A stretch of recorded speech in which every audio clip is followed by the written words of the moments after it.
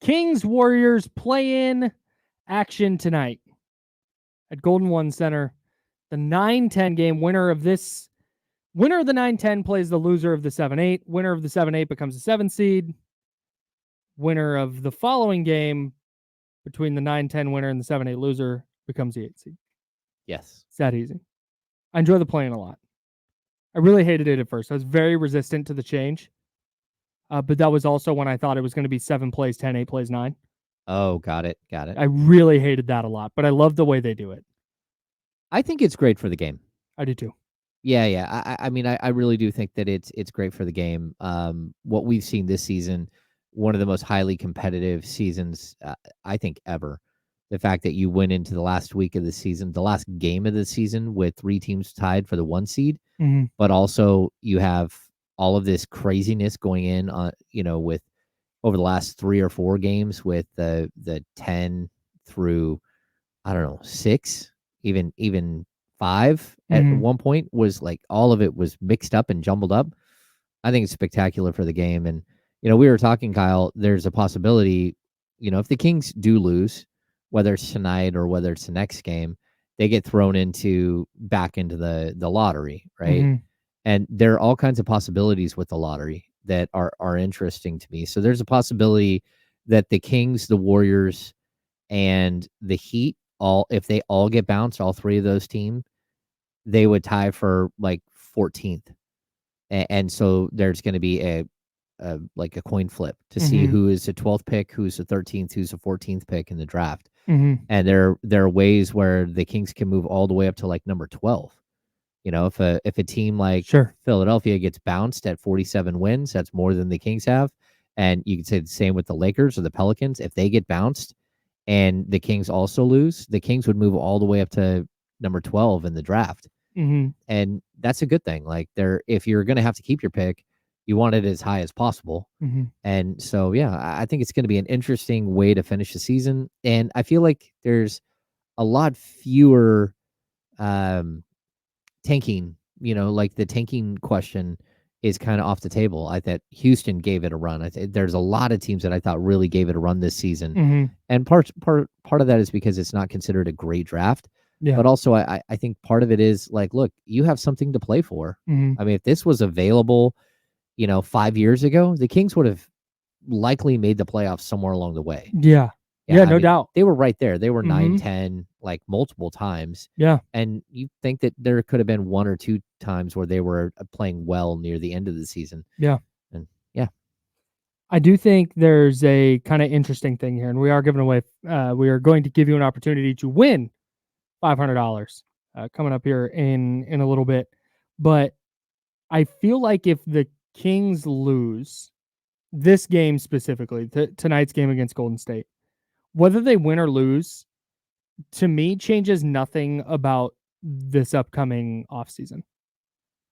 Save for, what they can do with their picks and this and that. Like, forget all that for a second. Let's make this simple. The Kings need on their roster, we know what they need to improve. We know what they need to be doing better. That's all there. Whether they beat Golden State tonight or not doesn't change that for me. Maybe they go beat Golden State by 30. I don't suddenly sit there and go, oh, wait, maybe this is the roster. No. And say maybe they make the playoffs. Maybe they're the 8th seed. And maybe they give Oklahoma City a series. Well, it doesn't like none of this. And I get that that's different. And again, this is a different bucket because this is just, hey, what do I think the Kings need this offseason?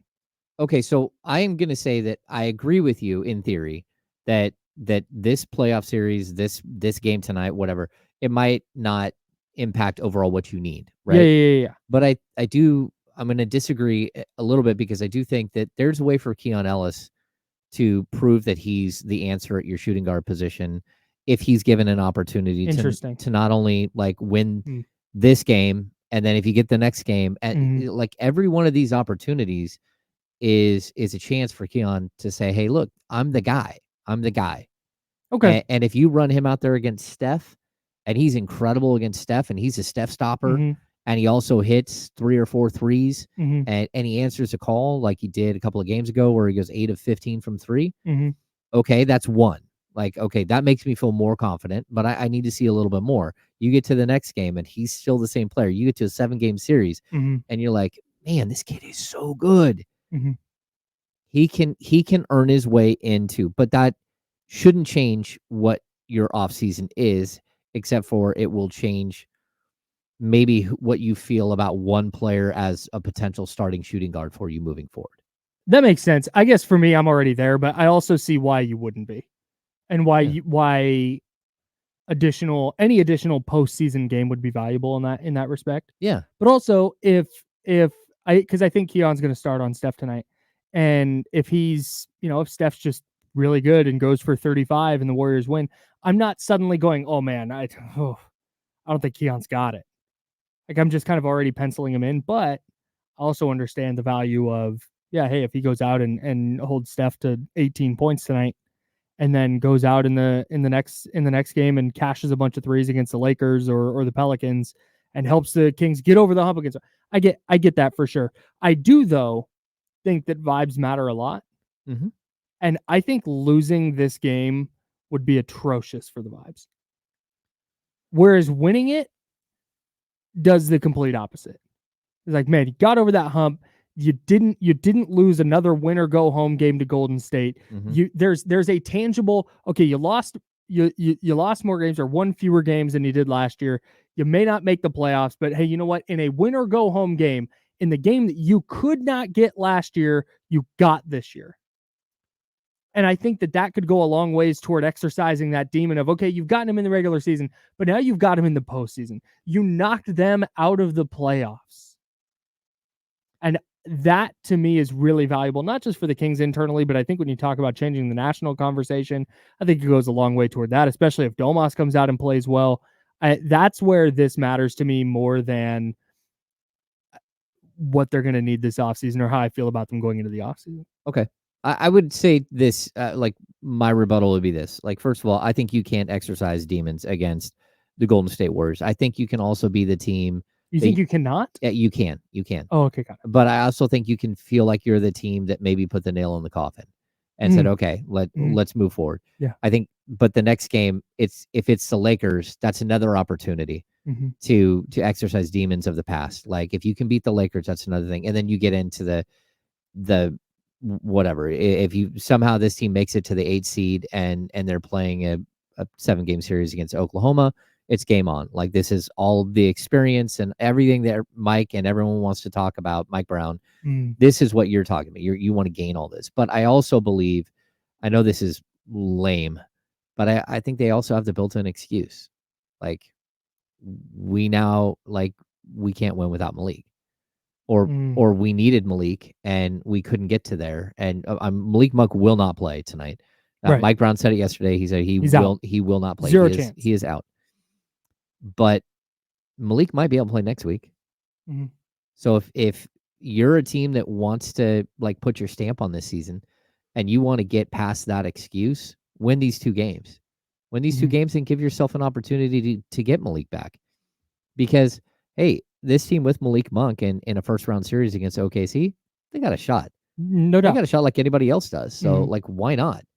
And I just think that we're in a weird position where the Kings do have sort of this like built in, hey, we lost not just Malik, but we also lost Kevin. We lost 2 of our top 5 or 6 players, like 3-4 weeks before the season ended.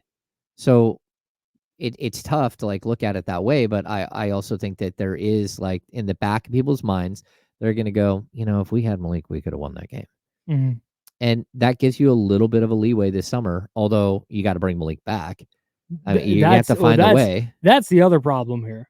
Is if you lose tonight and the thought is, well, oh dang, well we just can't do this without Malik, and then he goes and signs in Orlando or Toronto for $22 million a year or whatever it is. Then you're looking at this going, oh boy, we couldn't do it without him last year, and now he's gone. Yeah. Well, I mean that's when your offseason changes and your entire focus shifts to trying to find that guy. Yeah. Like you have to find that guy, or you have to find a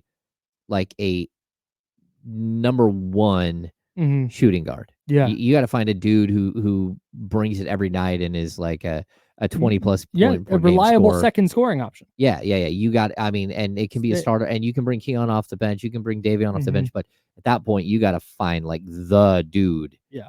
Because if not, like this is going to be a really interesting, like Well, 6 weeks, 8 weeks, 10 okay. weeks. And that's where let's erase everything I just said about winning and losing doesn't matter. They're going to need to make the changes they're going to need to make.